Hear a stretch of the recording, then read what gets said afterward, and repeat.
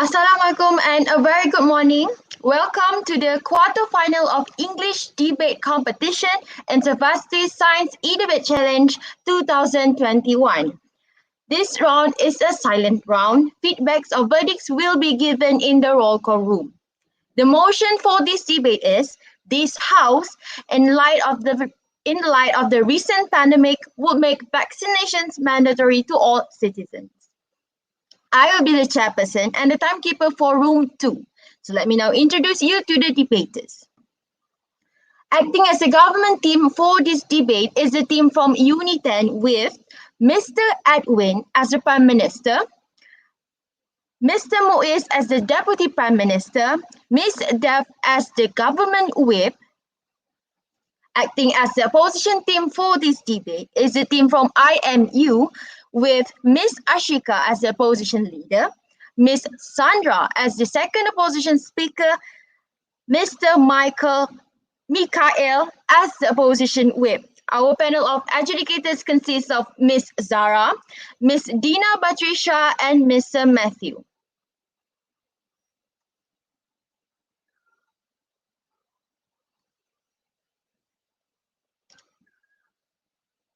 Now we come to our debate today.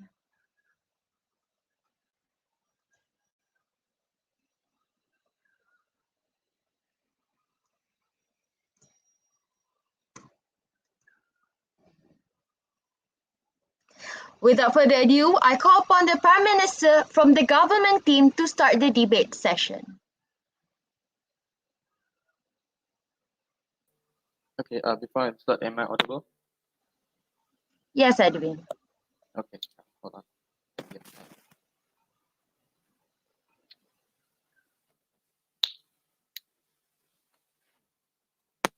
Okay. Starting my speech in 3, 2, 1. Understand in today's debate, in the light of recent pandemic, this House would make vaccination mandatory to all citizens, and that is a stand that side government will take on today. So to determine the metric of today's debate, which side better cater to the citizens on the ground, which means to actually cure these diseases, to prevent this disease from spreading. And also which side has the best mechanism to make sure that the solution is sustainable, to ensure that the citizens are free from this pandemic itself, right? So a few level of contextualization before I head on to my argument and also mechanism for today. First of all, I think that it's very important for us to understand pandemic in the light of recent pandemic. And I think the best example to explain this term is by using COVID-19, right? Understand diseases such as COVID-19 actually has huge impact on health itself, which means that certain impacts can be permanent to human beings, which is actually harmful in the long term, right? It also causes fatality in the long run, right? It is extremely harmful, especially to the vulnerables, which means people who have immune deficiency in the first place. And we also have to understand, when in the light of the recent pandemic, this pandemic itself, the widest, such as COVID-19, has a high transmission rate, which means that it also being able to evolve over time as it spreads more people, which means more variants such as the Delta variant and also the Beta variant is going to come out at the end of the day.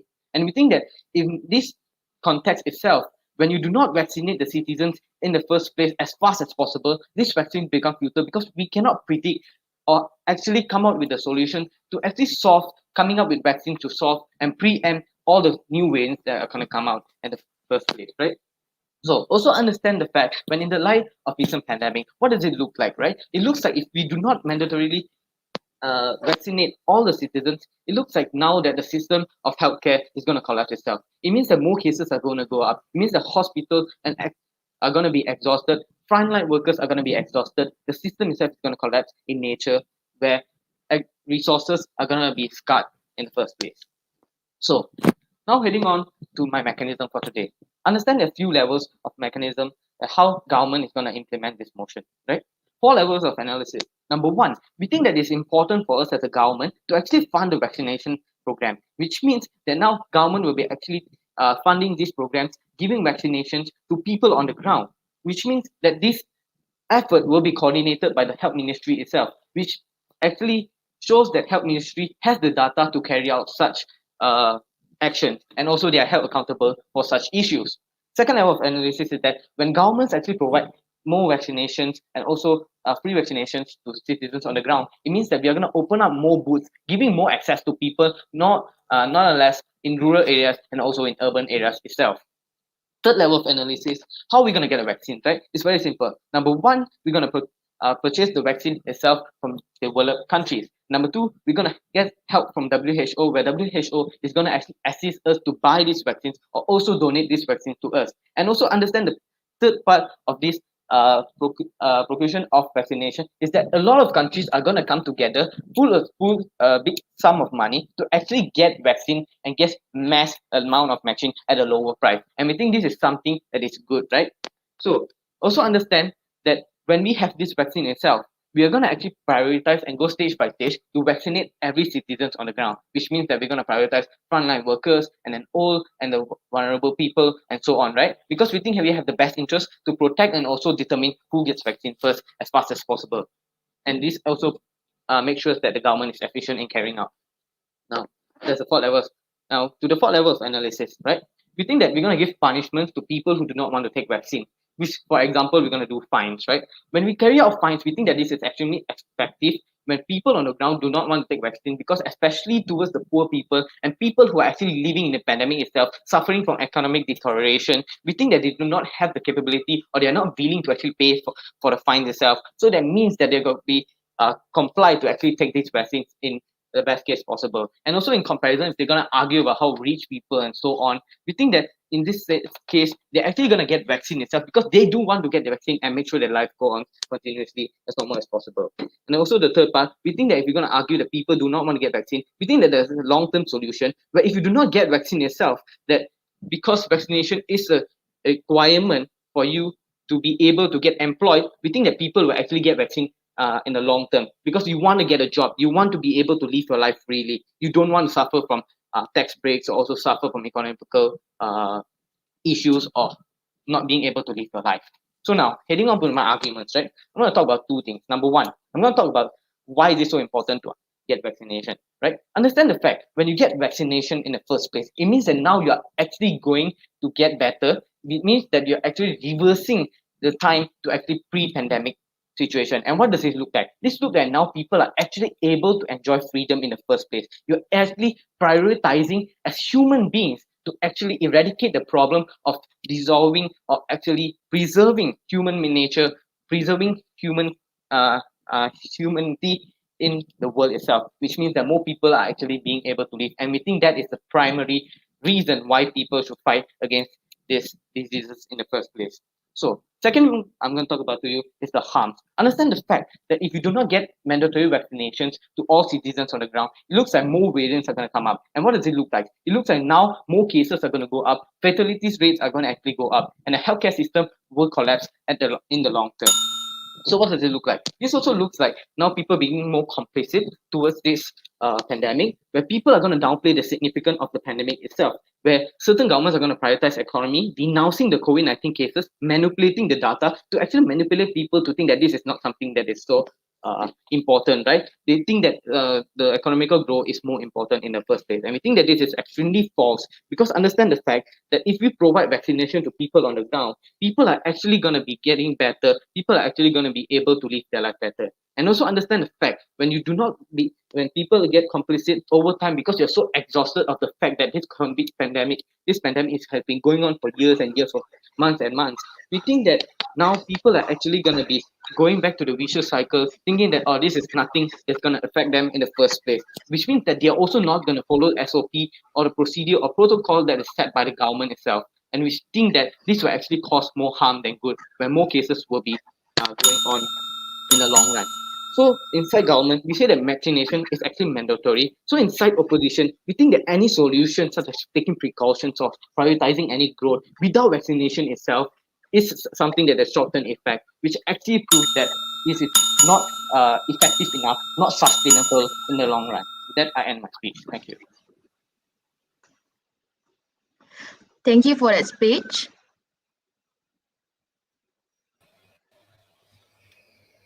Hello, can you guys hear me? Yes, Ashika. Wait, Hi. Yeah. So, To open the hello, case everybody. from Oh, sorry. no, it's okay. To open the case from the opposition team, I call upon the leader of opposition to continue the debate session. Okay. So, hi, everybody. I'm the leader of opposition against this motion that this House, in the light of the recent pandemic, would make vaccination mandatory for all people. So one of the yardsticks of success that came from government's mechanism is about sustainability and about what is really sustainable for maintaining the integrity of public health in the long term. And I think that that is an incredibly important yardstick of success. And that's a yardstick of success that we're going to be talking about today in our side as well. And we're going to be explaining why bodily autonomy, the individual consequences of forcing people to take a vaccination, and how those individual consequences lead to a ripple effect in affecting how people interact with public health after the pandemic, which we believe is also just as equally as important in sustaining people's trust in the government, and how that will overall, in government's paradigm, will lead to a society that becomes more reluctant to engage in public health and go to their doctors and have trust in their government. So the first point that I'd like to address here, I feel like what was really lacking from government's case as of now is a characterization of who are the people that are now refusing to take the vaccination. Because now in status quo, what are the current incentives for people to be vaccinated, right? Obviously we don't have punishment and we don't have any fines or any negative consequences for taking the vaccination, but we do have a lot of positive incentives to be vaccinated. The government has done a pretty decent job, in my opinion, at least in most developed countries. But let's just talk about Malaysia, because that's where we're in right now. What has the government done to give positive incentives for people to be vaccinated? They've currently pushed for vaccination in the sense that they've educated people on how and been very transparent on its side effects. They've been very transparent in its safety and its efficacy, and has made a push to educate people who were perhaps on the fence about vaccination, and explained how, for example, live vaccines can be a better option for people who are worried about being immunocompromised, who are worried about the development, et cetera, et cetera. So there has already been a tackle or a way to deal with people who are on the fence and unsure about vaccinations by educating them about the vaccine and telling them more about this vaccine and why it's important to be vaccinated. And that has already been successful enough, we feel, in convincing the people that are on the fence. So who are the people that are not going to be convinced by this, and who are the people that are going to be affected by making it mandatory, right?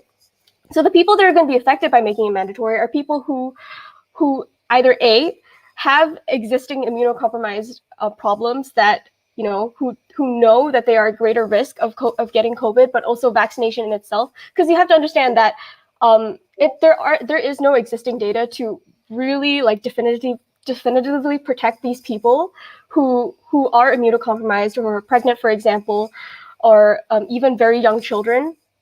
There's no real data to genuinely say for sure that they will be protected from side effects or how their safety or efficacy will be guaranteed. And as of now, it's said to be okay, but it's still at the doctor's discretion.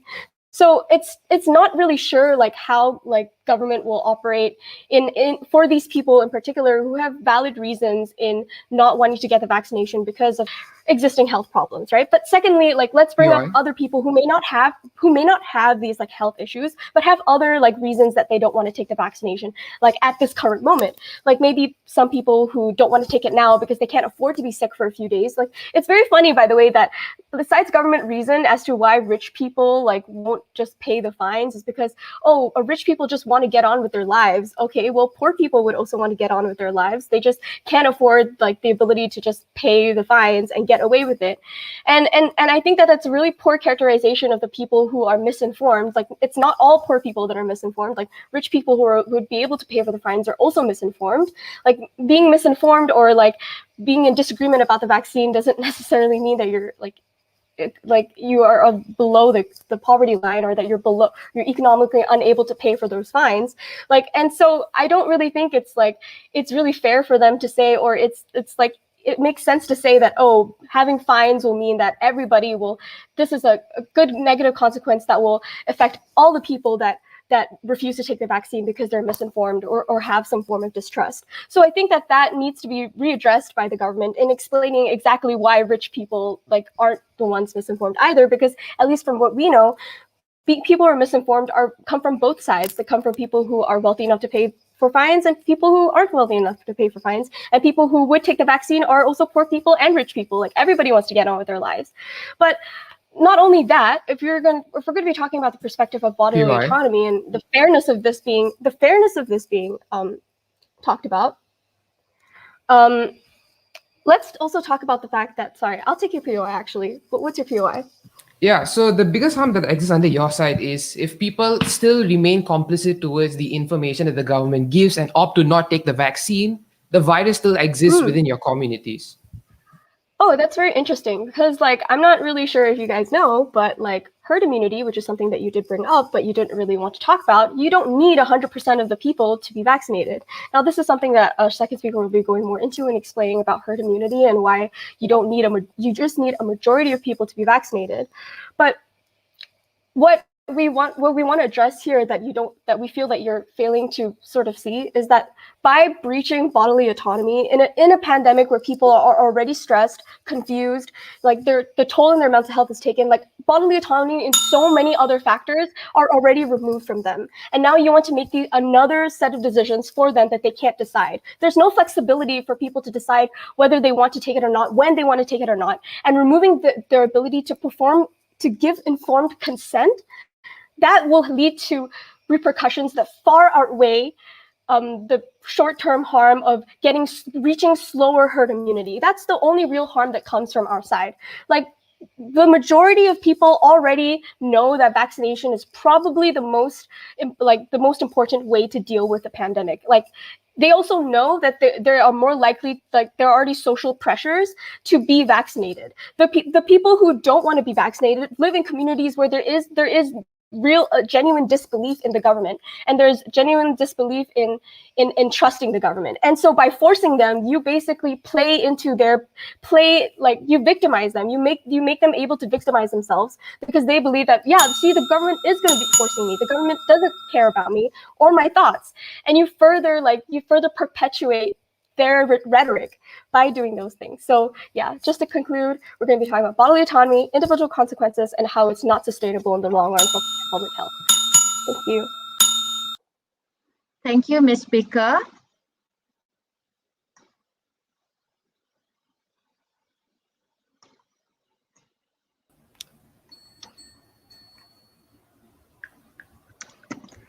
I call upon the Deputy Prime Minister to continue the case for their side. Before I start, can everyone hear me? Yes, Muiz. Okay, thank you. So one more clarification to make is I'll be taking my POIs in chat. Please don't verbalize your POIs, and I'll be sure to take one before 6 if there are any. All right, so I'll be starting my speech in 3, 2, 1. Okay, so getting right into the case for this debate, right? I think the first thing that I want to do is engage with the ideas that were thrown across from the other side of the house. They told you about anti-government rhetoric and how in the future, post-pandemic, it will get far worse, in which people don't trust the government anymore and they feel that the government don't care about them. And then secondly, they told you about the people who are unlikely to actually opt with a narrative of vaccination is very good, either for pre-existing health conditions or just because they're selfish and they want to live for themselves. Let's get to the second issue first, regarding people who don't want to take vaccination. The first one, regarding people with pre-existing conditions that they cannot take vaccines. The problem here is the fact that opposition refused to engage with the premises that were brought to you by my previous speaker regarding the fact that this would be taken in stage-by-stage systems. That means if you are part of the minority with pre-existing conditions, sure that you will be forced to take the vaccine also, but you are also likely to be the individuals that take the vaccine further down the line within the pandemic. That means that after herd immunity has been achieved, even without 100%, you still have to take the vaccine once further development into the vaccine has been catered to, and you can be more transparent in knowing that this research you've done into vaccinations can actually prevent certain side effects with pre-existing conditions. I think ultimately, in the long term, these individuals will have to get vaccinated anyway, even if it is not within status quo, and we'll force them to do it anyway, with reasons I'll tell you later on in my speech. Secondly, is regarding people that want to be selfish. No, thank you. No, thank you. I said don't verbalize it, but no, thank you. People that are rich and they can pay the fine to not take the vaccine because they want to continue with their lives. Like, this is a very like non-existent idea, because first of all, rich people are likely to be individuals that are educated in the first place, which means they understand the value of the vaccine, which means that rich people still have the greatest incentive to take the vaccine in the first place. But assuming this to not be true, right? Even if this is not be true, like engaging with their ideas, we think rich people will, like, rather than paying the fine, they would actually take the vaccine anyway. That is to say, like, it's far more like economically in their interest to take the vaccine rather than paying the fines, because ultimately rich people still get affected by the pandemic. The economy of your country doesn't necessarily become booming within the pandemic. So rich people will try their best to save their costs, and taking the vaccine, I think, is the number one way to do it anyway. So thirdly, panel, I want to engage with anti-government rhetoric and why in the long term,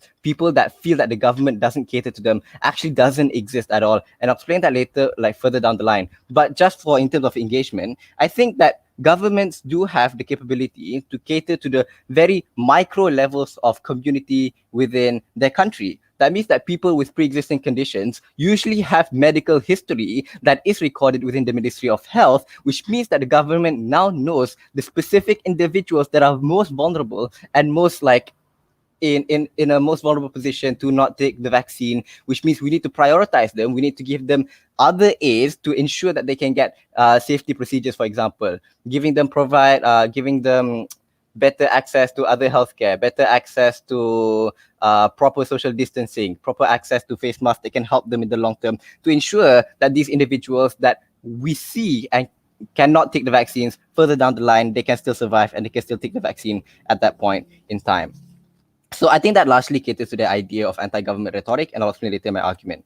So let's move on into my arguments, right? What am I going to talk to you about? I'm going to talk to you about the economic opportunities that can be derived from giving this mandatory pandemic that to allow for everyone to get vaccinated. There are two layers of analysis here. First of all, in terms of mechanization, how does these economic activities work? First of all, once everyone is vaccinated, or everyone is seen to be vaccinated, or the process is seen to be happening, your jobs work far better when you can identify individuals that are vaccinated and individuals that are not vaccinated. That means that certain jobs with like criteria that says that 90% of people within your corporation is vaccinated can now operate like as usual pre-pandemic, allows for your industries to function well. The second reason is the fact that these economic opportunities allow for minority communities such as the Orang Asli in jungles to fight for their rights for development, which otherwise would not have been listened to prior to the pandemic, because people just don't see a reason to do that. What does this mean? This means that now they can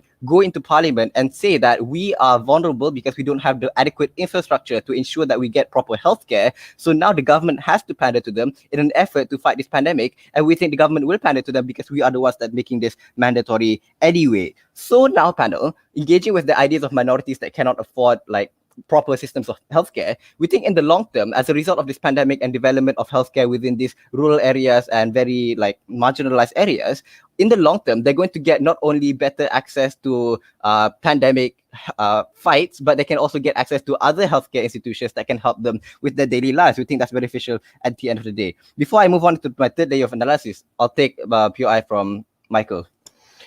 Okay, I just want to address like the emotion. Is there a reason why you're prioritizing people in rural areas like Orang Asli who aren't really that susceptible to COVID-19 over, let's say, foreign workers in cities where they are way more densely working, etc., more susceptible to COVID? Yeah.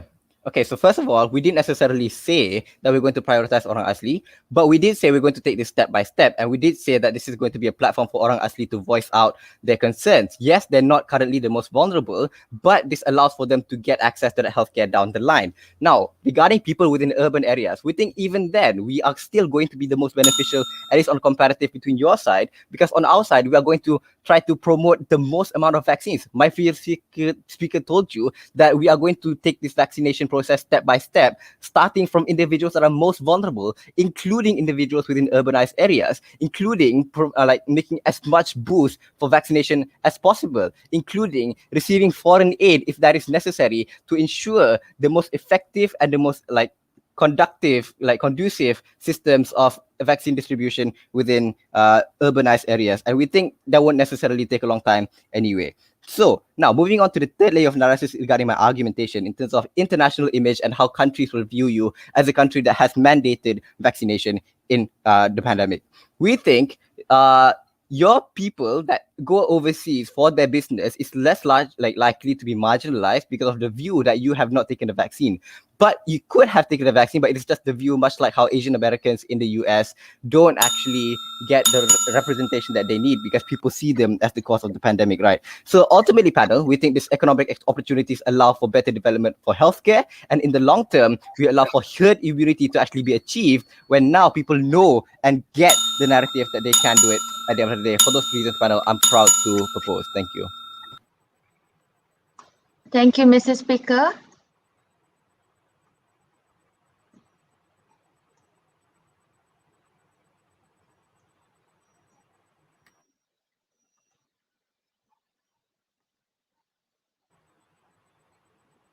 Hello. Now I call upon the Deputy Leader of Opposition team to continue the case for their study. All right. Hello. I hope everyone can hear me. Good morning. Yes, morning, Sandra. everyone. My name is Sandra, and I would be the Deputy Leader of Opposition. Now, before we go into this, let's just take a quick look and compare the two paradigms presented. In our paradigm, which follows true with status quo, in which we prioritize education and encouraging people to take the vaccine. Our worst case scenario is we take a longer time in order to achieve herd immunity. However, our best case scenario is we are able to achieve herd immunity, have good political stability, and move forward with our lives, ensuring that there is a good relationship between the government and its people. Now let's take a look at their paradigm. They have told you that vaccination will be mandatory even after herd immunity. They have told you that everyone will be forced to take the vaccine, not only through positive incentives which exist on both paradigms, but also through the use of fines and not letting people return to work unless a certain percentage of people are vaccinated, and etc. Now their best case scenario is they are faster than us in achieving herd immunity, which is a burden we are willing to take. However, their worst case scenario is the increased tensions which have already been building up during this time, and this can ultimately lead to increased political instability. The people having less faith and less trust in the government, and ultimately render the government ineffective in other times of emergencies, as there isn't an established system of trust between the people and the government. And this can lead to anarchy in the worst possible scenario. Now, why? Let's go a bit more into that. We have the benefit that our paradigm has the benefit that we are respecting individuals. We are respecting their bodily autonomy. We are allowing for informed consent, which is a mandatory practice in the field of medicine before making people take the vaccine. Why is this important? Because consent must always be obtained before any form of medical procedure, and this includes the vaccination. This shows to people that they are still in control of their own bodies, and in a time of uncertainty, stripping away whatever little form of control they have can have devastating psychological effects. And this is important because by giving them consent, we are letting them know that the government will guide them to make a better decision for themselves. But however, we are not forcing anyone to do anything that they do not want to do. Why is this important? Let's take a look at our stakeholders again. We have the general public, which can be divided into people who are fine with taking the vaccine and want to take the vaccine, people who do not want to take the vaccine because of their own beliefs or misinformation, and people who cannot take the vaccine because they're immunocompromised or at greater risk, will be at greater risk to their physical health if they were to take the vaccine. Now, this characterization did not come up inside government, and this is something that we are very disappointed to point out. So let's move on. Let's look at our stakeholders one by one. So to begin with, people who are people who are willing to take the vaccine exist in both paradigms, and enforcing the idea that it is mandatory may not come at a harm to these people. However, it can further instill the idea that the government is exerting more control on people and stripping them of their autonomy. Even people who would have taken the vaccine by default might feel that this is an unnecessary measure, and this is the government expressing more power. Now, we have seen government enforcing mandatory lockdowns, stricter guidelines, and now a mandatory vaccination. This is going to further the tensions between the individual and the government. And to the second level of analysis, these tensions have already been building up throughout COVID. People are already unhappy with the fact that there are so many restrictions placed upon them. Ultimately, this is going to contribute to political instability, which is something we do not want. I will take your POI later. Sorry. What this is going to do is essentially, we have a group of people who already don't want to take the vaccine, and they already have an anti-vaccination rhetoric, either because they are misinformed or because they simply do not want to. And we are simply going to make the people who object to the standards, the mandatory vaccination, louder, instead of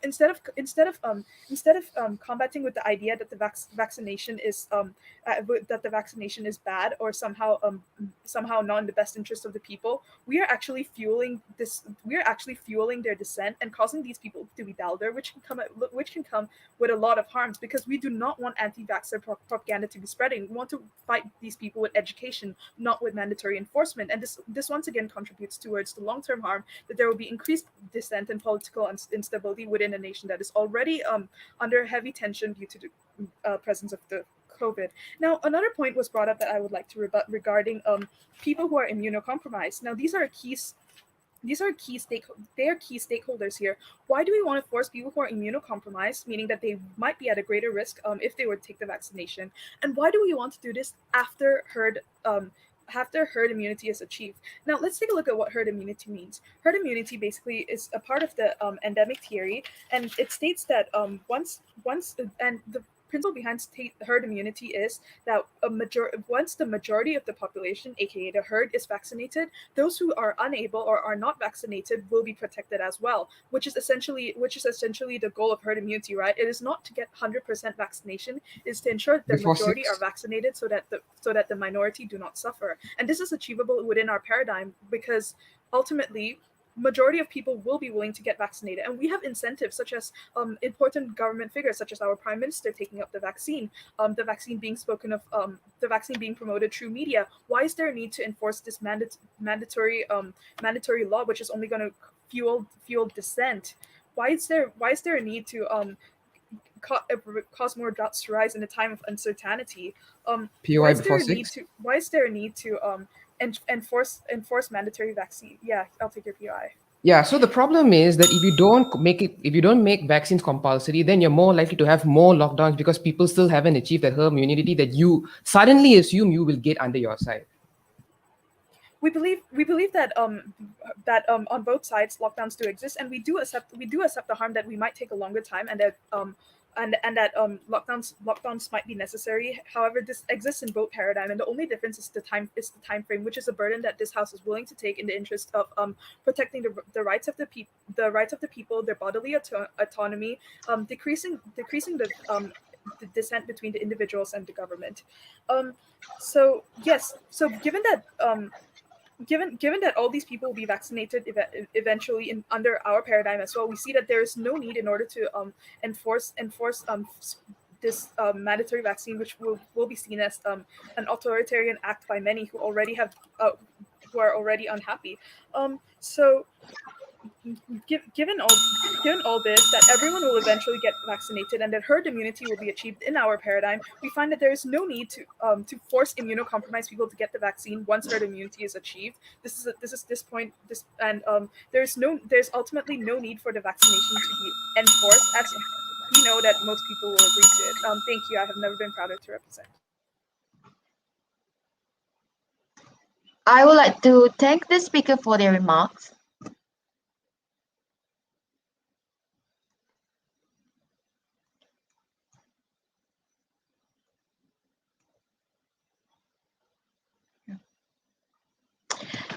Ladies and gentlemen, and the honorable educators, I shall now call the government whip to rebut. Firstly, am I audible? Yes, Zeph. All right. POIs in the chat. No, sorry. Ask me POIs verbally because I probably won't read the chat. I'll be starting my speech in 3, 2, 1. Opposition's case is weird. Why is it weird? Opposition's case is weird because it's premised upon the idea of my face is blocked. Okay, I'll move here. Okay. Opposition's case is weird because it's premised upon the idea that for some reason they can suddenly mechanize achieving herd immunity. Several reasons why that's not true. One is because you don't get everyone vaccinated, right? So if you don't get everyone vaccinated, I don't see why you can suddenly get herd immunity. But let's take them at their case, right? Where they said they can educate people. You have social media, you have Muyudin taking the vaccine. Why? I don't know why I want to trust him, but let's go with it, right? So the trade-off, they accept that if they were to achieve herd immunity is that it takes time. They neglected the entirety of Edwin's speech on why time is so important in this debate. Edwin told you why time is so important because of the new variants that exist, because the virus continues to exist within these communities, right? Which means to say that even if you get herd immunity under your side after such a long period of time, the vaccine that you use to get the herd immunity becomes completely futile. So the outcome under your side is simple. Even if you get your herd immunity, it is too late. So that means your side will still have variants of the virus. And what's even worse is now that your vaccines are futile. So if your vaccines are futile, when you make an attempt to tell people now that, oh, you need to get vaccinated again, it increases their hesitancy in trusting the vaccines because it doesn't work. Because you gave people the leeway to take their time in order to take the vaccine, which is now useless. So now people's trust and credibility in the vaccine significantly decreases. Second level of analysis, when it comes to lockdowns, because they claimed under our side that there'll be more lockdowns under our side. I think it's the flip. I think it's completely flipped against themselves, right? Because in your world, if more people don't get vaccinated, which means the virus continues to exist, which means more people get more cases, which then requires you to have lockdowns in order to mitigate the spread of viruses, right? So why is having more lockdowns under their side much worse? Because if you have more lockdowns, then the tension that they talked about that exists between like the political parties and the government and the community becomes much more stronger, right? How does our side work? I think under our side, even if we have tensions at the beginning on the short term, it's much better. Why? Because we have significantly lesser lockdowns at the end of the day, which means that on the short term, we will have that struggle, but on the long term, you will be able to enjoy the economic opportunities or that political stability that they wanted to claim exists for some reason under their side. So those are the problems I have with their case. The next thing I want to talk about is the sense of reluctance, right? Because they said we should respect the principle of bodily autonomy. Where do we forego this principle of bodily autonomy? When it causes third-party harm to individuals on the ground. My whole team has told you why it's important to get vaccinated. Not just for yourself, it's also because you put other people in danger, right? So if the time it takes for you to make your own choice means that you're also a danger to other people on the ground, we think that your choice is a shit choice. That is why we take it away from you. So how does our side operate? How our side operates is simple. If your medical decisions are a potential threat to other people's medical health, that means we will strip away that right of bodily autonomy from you. Because we think that only if we get everybody vaccinated, everybody's health is taken care of. So that is the only world where you prevent third-party harm from existing at the end of the day. Their side cannot forget that they suddenly protect third-party interests because they want to protect first-party interests, which, by the way, comes from social media where like how much medical knowledge is like what kind of medical knowledge do you get from social media in the first place or from short advertisements, right? We think that it's so easy to manipulate this information in the first place, or it's very inefficient to correct the misinformation that exists on these platforms when people literally feed off or people literally like manipulate individuals by preying on their vulnerabilities. Which brings me to talk about the next issue in this debate, which is about people who have mistrust in the vaccines, right? Let's talk about remote and rural communities. For example, your Orang Asli communities.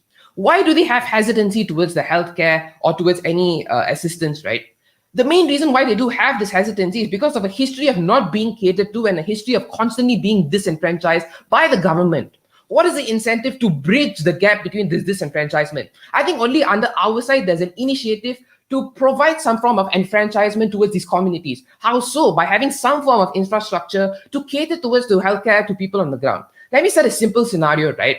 Let's just say before this, there are Orang Asli who live in a remote area, right? There are no hospitals that exist under their side. In an effort to make vaccine compulsory, there's at least a vaccine booth, even if it's a tent, there is some access to infrastructure that exists under our side. In your world, if you don't make the intake of vaccines compulsory, this infrastructure will not even exist. Their ability to access healthcare in any shape or form doesn't exist. So their claim of suddenly being able to inform people and help people make the right decisions will never happen under their side, especially for the most vulnerable communities, because there is no attempt to provide them healthcare. So how does our side get rid of this stereotyping of the government, right? I think by pushing for more initiatives or responding to democratic calls, because there's a desire to be more vaccinated, to get the healthcare they need. Only in our world do we solve those issues and we do eradicate those issues. When it comes to anti-vaxxers, right?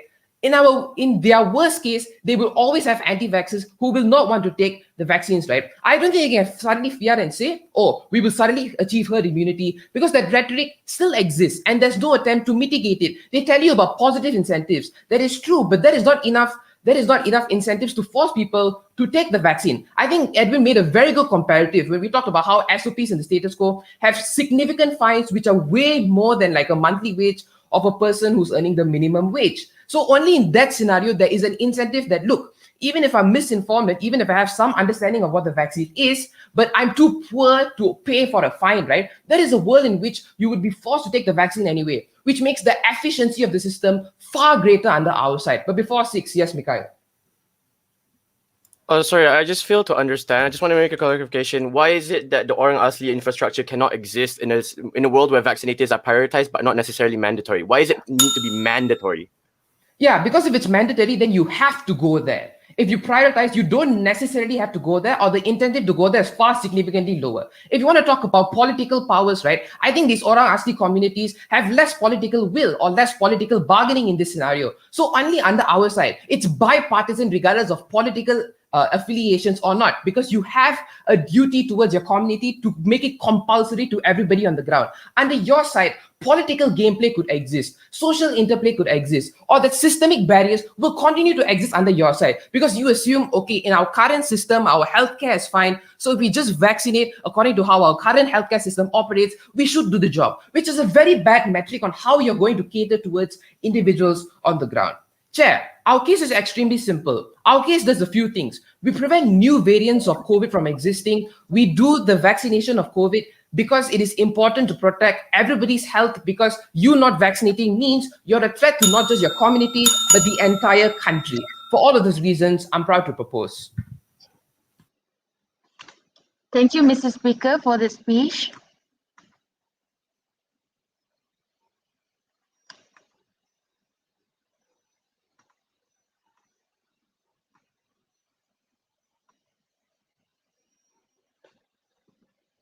Okay, It is now time. It is now time to listen to the rebuttals of opposition whip. Okay, good morning, ladies and gentlemen. Welcome to the whip speech of opposition. So this will be the final substantial. After this, we go to replies. Very fun. Congratulations on everyone for getting quarterfinals. Let me just start with oh, I already started my speech. Sorry, that was like extra time. Okay, good morning. Let me just first start my speech with all the nitty-gritty facts of the debate, right? So just get it out of my way so I don't get distracted on it. The government does say that they want to make it mandatory, but then allow flexibility. So technically, you could just like postpone it and postpone it and postpone it and just indefinitely postpone it. So anti-vaxxers sort of like can exist. But let's not work on that. That's just nitty-gritty stuff, right? So first, I just want to establish something. Government is working on our worst case scenario on our case, right?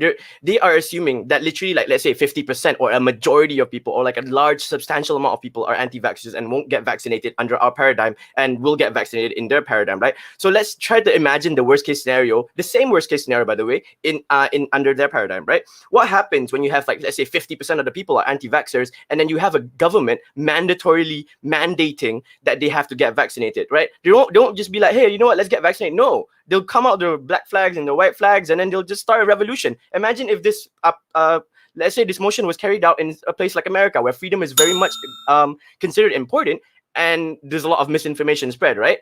What would happen then, right? Then you can imagine, okay, we can't do that. We can't use that worst case scenario because it's even worse in our scenario, right? People will revolt, and then there won't be any government to administer the vaccine, right? So let's look at the best case scenario. I'm going to look at the best case scenario first under first under our case, right? Sure, maybe because look, government has already characterized people who are informed as people who would want to take the vaccine more than not, because they already talked about how vaccines are good. We're not denying that, right? Vaccines are very good. They help your health and they prevent infection, etc., etc. I'm not saying it's not bad. I'm not saying it's bad, right? It's a very good thing. So why not? Why won't everyone take it? Some people are misinformed. Why not just inform them instead of mandating, right? Government doesn't really.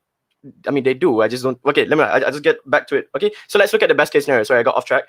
The best case scenario in our case, right, is that the minority does not get vaccinated, but then they are still protected, one, by herd immunity, and other people, immunocompromised people who can't take the vaccine, for example, or pregnant women who can't take the vaccine, for example, are still protected because of herd immunity. And I'll explain later on how herd immunity can exist, even though not 100% of people are vaccinated.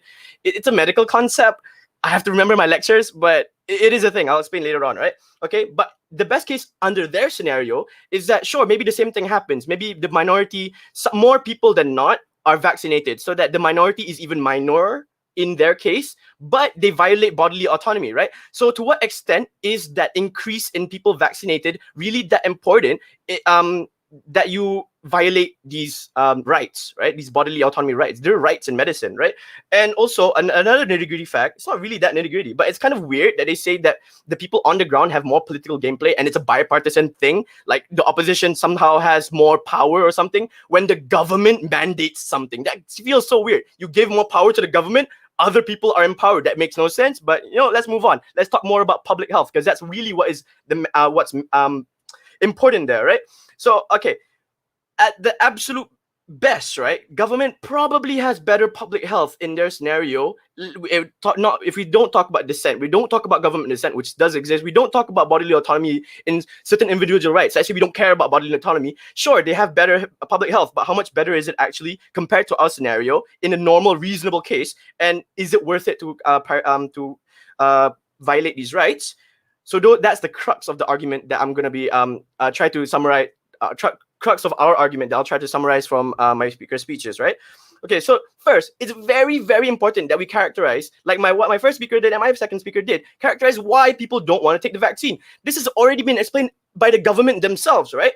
They say like, oh, rich people will want to take the vaccine because they know better, right? It makes it seem as if you know better, you would want to take the vaccine because vaccines are good. I agree, right? So why is it that people won't want to take vaccines? Is it because of misinformation? I want to bring up some other points, right? Maybe because they don't understand how important bodily autonomy is. Some people have a religious obligation where so they cannot undergo some medical operations, right? For example, Mormons. Mormons cannot transfer blood. They can't take some religious sects cannot take vaccines, right? Are you willing to violate the religious rights of these freedoms of this person in order to achieve herd immunity? Especially when it's not like they are actively going out and coughing at people, right? They can perform other duties, civic duties that they can do. For example, staying at home, working at home, wearing masks, right? They can do that and not take the vaccine and still be helpful to society. Not everyone who doesn't want to take the vaccine is like a menace to society. They're dumb and they're ignorant, whatever. Sometimes they're religious, right? Sometimes they cannot take it. Sometimes you don't want to take it, right? If you're an old 70-something-year-old man, right, and you're just like living around, you just want to play Sudoku all day, you're just going to stay at home. You don't need to take the vaccine, right? We don't have to force this person to take the vaccine, especially if them being sick is very severe to them. Them being sick might bring up trauma of being sick in the past, right? Because they've battled cancer or something. There's a lot of cases in which bodily autonomy is very, very, very important, right? And does it really make sense to violate those rights just so that one more person is vaccinated, even if they aren't a threat? Okay, so that's the reasons that people don't want to take the vaccine. That's the crux thing, right? Bodily autonomy, right? And yeah, and also they have to really, really sell the fact that why is it necessary for it to be mandated, right? Because there are some people. We want to take the harm, right? There are some people who under a mandate they would take it.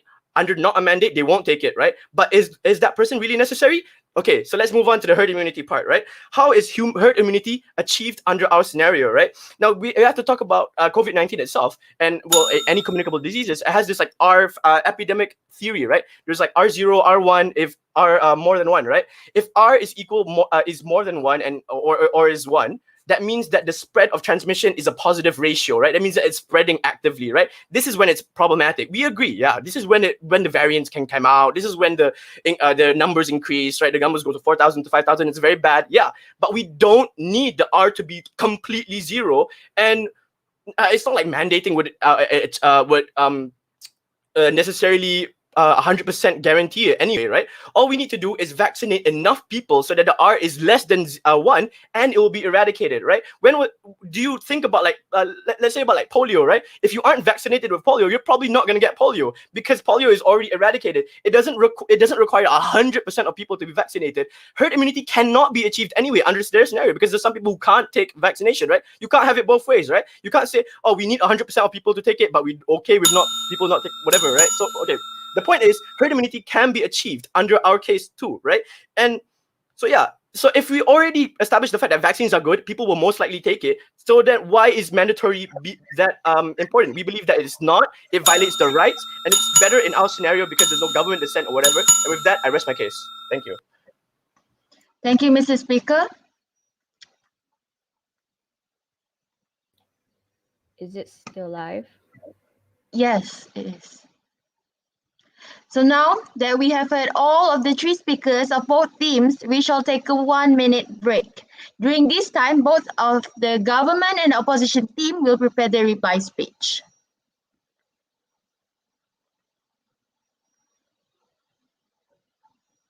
So 1 minute starts now.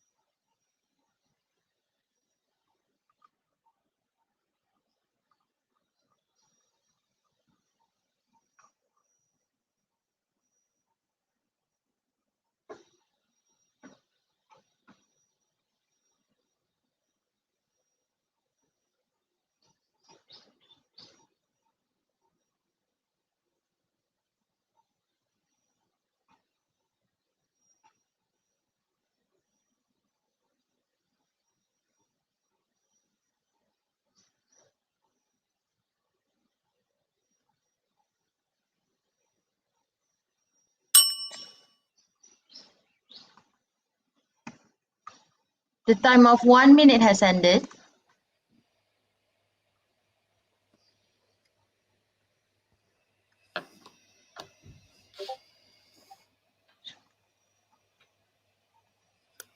Hello. Can you hear me? Yes, Ashika. Okay.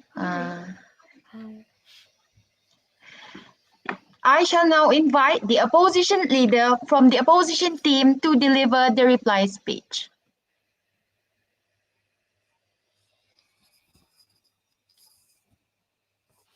Okay, so hello everybody. I'm just going to be first talking about explaining about government's mechanism, how we've already addressed how it fails to talk about the people who are genuinely going to be affected by this, by their mechanism, and also how the harms that they said are both mutual and the harms that come from their side that they fail to address, why that's important. So first of all, it's funny how the third speaker changed their mechanism and changed their rhetoric into saying that, oh, by making it mandatory, you're also making it faster. When in the first speaker, they said, no, everything will be done in stages and, everything will be done. So it's funny how they want to put all their benefits as it being faster when things are still being done in stages. And sure, we'll say that it's marginally better because more people need to be vaccinated. But we don't think that just because more people need to be vaccinated, that necessarily means that, it's necessarily faster because, as our third speaker said, it's it's still going to be done in stages, and that doesn't necessarily mean that it's faster. But apparently, because the third speaker would like to say that it is, we don't think that it is. It's just, it's not going to be immediate in their side either. And instead, you're just going to have more people be affected. But then what is the real difference then between our paradigm and their paradigm? The real difference is that a smaller amount of people wouldn't be vaccinated. In fact, no people wouldn't be vaccinated, except of course for the foreign workers that aren't citizens and are also involved in clusters. But let's not talk about them, because let's just assume that less people wouldn't be vaccinated in this regard.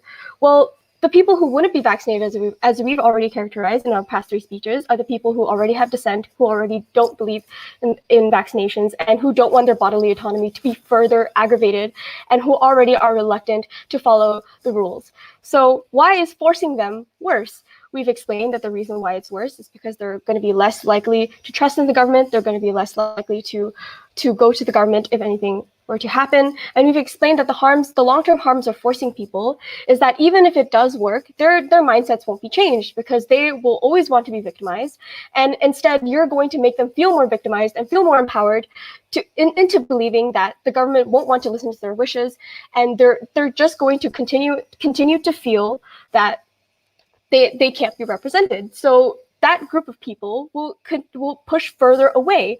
And the people that, the orang asli, the people that have less inaccessibility to vaccinations, and the people that you say that will be better in your paradigm, well, we can push for that simultaneously without making it mandatory. We can have incentives for the government to do those things. It's not necessary that it has to be mandatory for you to have those things. And we've explained that in our third speaker, that doesn't need to be the case. So then it's not really well explained by the government why making it mandatory necessarily connotates the benefits that they claim, and instead failed to recognize that by making it mandatory, you're only further victimizing a group of people that will always want to be victimized. So by pushing that, especially when the first speaker from their side has already said, and the second speaker has said, well, people are going to be vaccinated anyway. There's so many reasons as to why people would want to be vaccinated. So a majority of people want to be vaccinated. So yeah, that's the point. The majority of people would want to be vaccinated. We've characterized them as such. And the reason is because, all the education, all the push, vaccination centers are are prevalent in today, and they are prioritized by the government. It's just not made mandatory.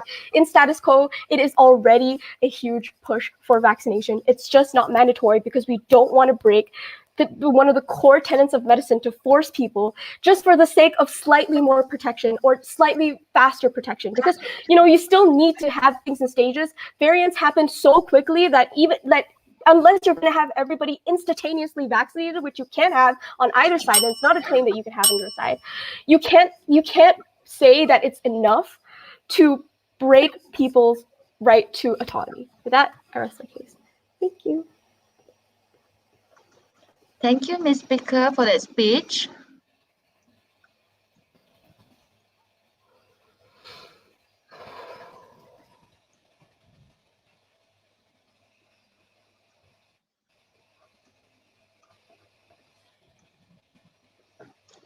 I shall now call upon the Deputy Prime Minister from the government team to deliver their reply speech.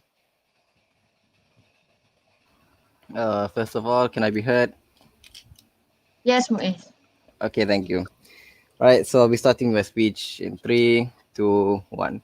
When an anti-vax lies on their deathbed in hospital, knowing that the nurses won't cater to them because they're severely understaffed and they have no medication and they're having difficulty breathing, knowing that they can't see their children or grandchildren anymore in the future, we think that's the moment they regret the decisions they made in their lives, and that's when everything comes crumbling down and there is no more medicine for regret. In my reply speech, I'm going to talk about 3 things mainly. Firstly, I'm going to talk about the urgency that was completely discarded by opposition. Secondly, I'm going to talk about the morality behind the decisions that we make in government. And then thirdly, I'm going to talk about sustainability and long-term goals. Let's move on to the first one regarding urgency and why that's incredibly important, right? First of all, the reason why urgency is important because the further this pandemic is prolonged, the more lives are lost and the less capable we are in combating this pandemic. You lose resources, you lose manpower, you lose the ability to effectively control the population because they feel that the government's not doing enough and the SOP is just there to distract them from the actual politicking that exists behind the scenes. That is the image that the people on the ground have. The problem there is that when new variants come up, you don't have the resources to fight against that. And those people ultimately have to be let go and put into the ground and never to be seen again. And they themselves can never see their children. And we think that's a very bad situation. It's a very sad outcome that opposition wants to try and fight for by prolonging this pandemic, along with all of these lockdowns and all of these economic backlashes that they never catered to on their sides, and there's no engagement at all, which I'll explain later in my third clash. Moving on to the second one, in terms of morality, right? The best case scenario for their side in terms of morality is two parts. Firstly, is the US, where rights is so important. And secondly, is regarding individuals and minorities that don't necessarily have the greatest capability or reason behind like pre-existing health conditions or religious obligations that disallows them to take the vaccine. For example, what happens to those individuals, right? So catering on to the first best case scenario on their side regarding third-party harm in the US, I think that when you inflict third-party harm because of your decision to not take the vaccine in the process of fighting the pandemic, this means that on their side, you have yet to achieve herd immunity, but you respect individuals' rights to self-autonomy, then you also jeopardize the rights of other people, of the hundreds and thousands of people resulting from this exponential increase because COVID is just that easily spreadable. Then you have jeopardized and taken away the rights of the hundreds and thousands who want to be safe, that you can never allow them to be safe again because you don't have the resources to do so.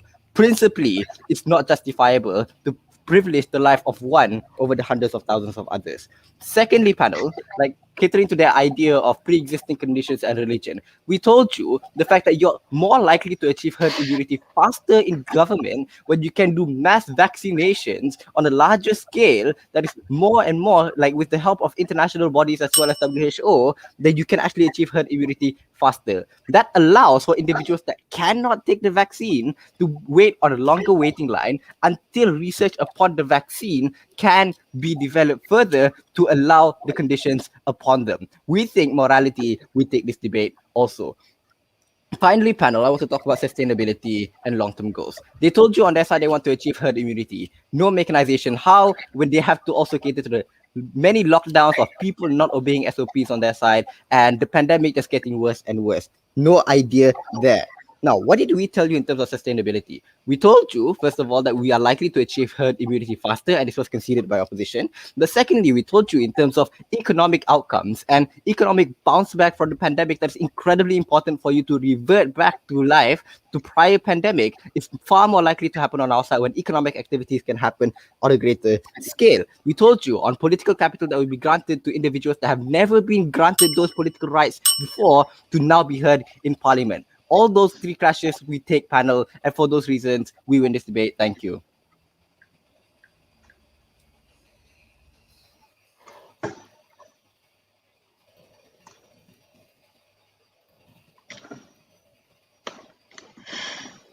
Thank you, speakers, educators, for participating in this debate. We have now come to an end. With that, the House of Parliament is adjourned.